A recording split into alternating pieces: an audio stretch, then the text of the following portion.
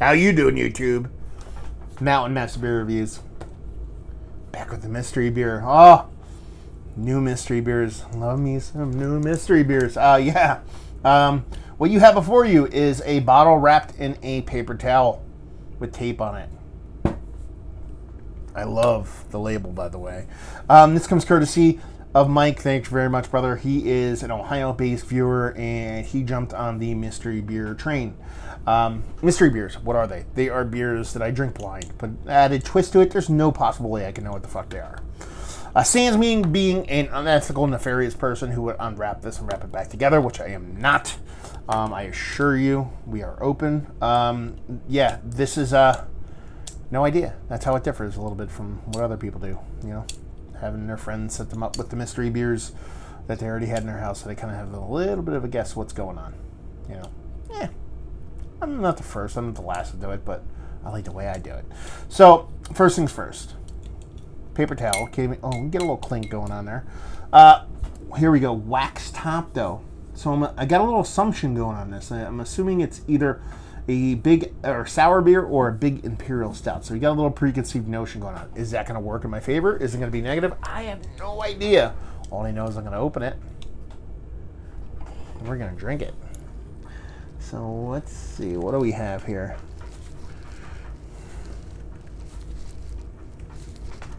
A big imperial stout. You look at that big thick wax. That's what I guess, but it could be anything. Sounded like the beer kind of wanted to come out of the bottle. So let's see. Let's see. Oh, we're wrong. See, that's the best part about it. You have no idea what the fuck's gonna come out of there. Looks barley wine like. Looks English old ale like. It could be soured. But it looks it looks like a quad, or it looks like an English old ale from a distance. Pinky finger, dissipating head. Did get a little bit of nice, delicious waxiness in it. I got it. Yeah, rich iced tea looking vibe to it. So it has that dew to water, Belgian dark, kind of barley wine kind of look to it. Looks pretty. Dew to water, baby. My favorite. See him get a nose on her.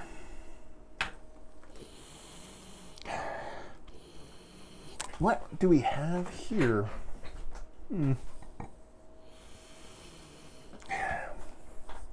What do we got going on here?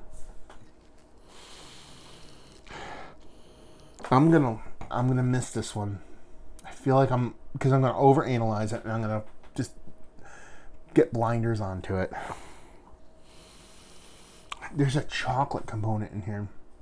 I can construe chocolate as vanilla, though, because it could be a vanilla thing, too. But it smells like a really soft, powdery chocolate. Could be a hazelnut.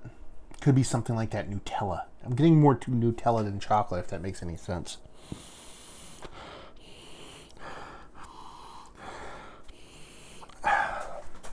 I'm getting a sweet maltiness. I'm not getting much from it. I'm not getting a booziness. I'm not getting a barrel aging from it. I'm just getting a rich, creamy kind of Nutella kind of vibe off it. Dip my nose in it. That helps. Yeah, get the nose. That's how you really do the nose. That's science. Michael Jackson. Yeah, I'm getting now I'm starting to get like a little bit more candied vibes off it, but I'm not getting like hard candy. I'm getting into that kind of sugar daddy thing, sugar daddy kind of thing, but it's more liquid. It's not hardened, and it's softer. It's a little bit diluted. Makes me think it's aged.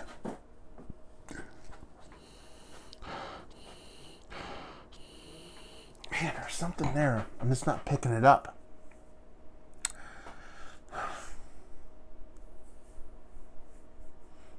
I'm delving into the nose here. I'm really paying. Right now I'm going to go with a, based off to the nose, that chocolate component. What would give it that? See, I'm trying to figure out what kind of bits and pieces are in there. It smells like a chocolate-based ale, or a brown ale had a baby with a quad. That's kind of what I'm getting right now, but it's very, very soft. I gotta jump in this sucker, see what she's got. Cheers. I'm getting the same fucking thing. It's boozy though. Oh, it's got some hazelnut out the fucking asshole. Like crazy. But it could be that hazelnut could be a combination of almonds, a nuttiness, some other kind of nuttiness, along with a bit of spiciness, whether it would be like a rye barrel. I could see this being a rye barrel, actually.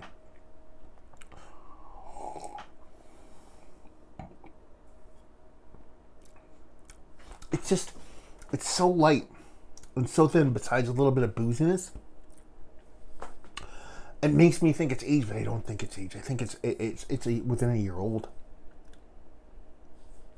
I just, the hazelnut vibes I get off this is rich hazelnut vibes. It kind of reminds me of kind of like the, I shouldn't even say that. I was going to say like riffing off like a hipster brunch kind of thing. Yeah. I'm getting spiciness. Okay. I think that's from rye. Is it a rye beer? I don't think so. I think it might be a rye barrel-aged beer. Other than that, I'm getting the booziness, but not much liquor off of it. I'm getting hazelnut, some kind of variant of Nutella and hazelnut out the asshole. As far as the beer style goes, you tell me it's a quad, fine. I don't think it's a really spot-on quad, but I could see an American brewery kind of making that their quad, or this being their quad. But at the same time, if you told me this was their barley wine, American barley wine, not American, English style barley wine, I'd be like, okay, that makes sense. Probably more what it is than anything else, English barley wine, or just ramped up kind of super high ABV imperial brown ale. I get all that. It's interesting. This is my kind of beer. Let's put it this way. You know what I mean? Mark watching, I'm assuming at this point he's watched me, or watched a couple of my videos, because this is the kind of beer that I really dig on. It's a malted beer. There's some spiciness going on. It has pseudo age on it, and I think it's the barrel aging. And I don't know, I would say rye barrel. I'd say there's a barrel, a spirit involved, an empty, dried out barrel, nothing too heavy, nothing too wet. Rye, probably. If there's not a hazelnut nut component in there, that's crazy. And somebody's kind of English barley wine. Let's see how far I'm off. Probably Bud Light Lime. Okay, what do we have going on here? We have beer I've never had before. Okay.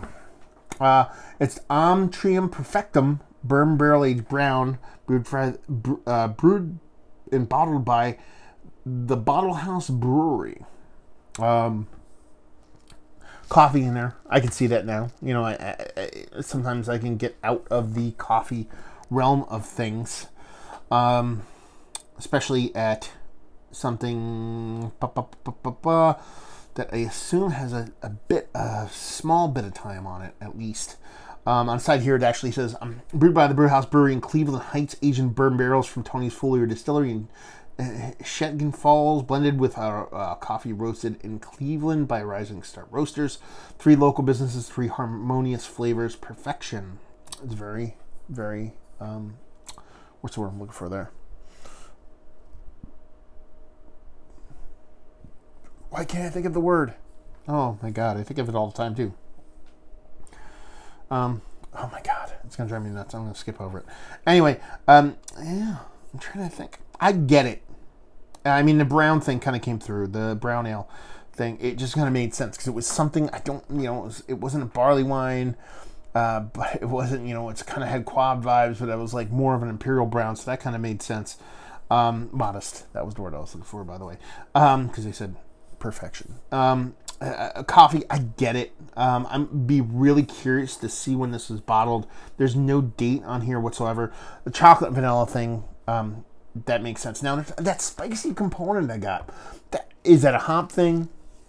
Sure, because a lot of people will go a little bit heavy on the hops and get a little bit spicy with the brown ales. I get that. It could be a coffee thing. It could be a bittering coffee astringency thing if it gave it a little bit of time the way it was melding with that. But they're talking about bourbon barrels, man. Sure it wasn't rye? I mean, it just had rye vibes just all over the goddamn thing. But it's a fun beer. This beer is absolutely fucking fun as fuck.